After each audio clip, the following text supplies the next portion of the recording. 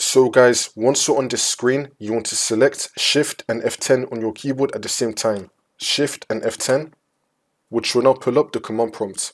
And now once you're on this, you want to type in disk part and then click on enter. Now you want to type in list space disk and then click on enter again.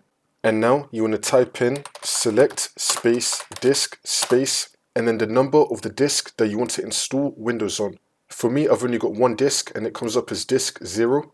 In your case, you may have multiple disks. You want to select the disk that you want to install Windows on. You're going to know which one is which by the size. So in my case, I want to type in select disk 0 and then click on enter. After you select the disk that you want to install Windows on, now you want to type in clean and then click on enter.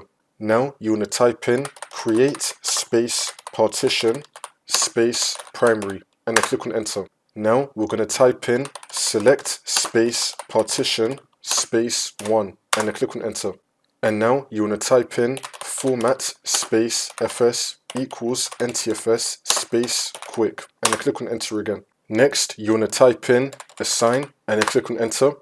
Lastly you want to type in active and then click on enter again. And we can now close out of this. Now you want to select refresh and you can now continue with the Windows installation.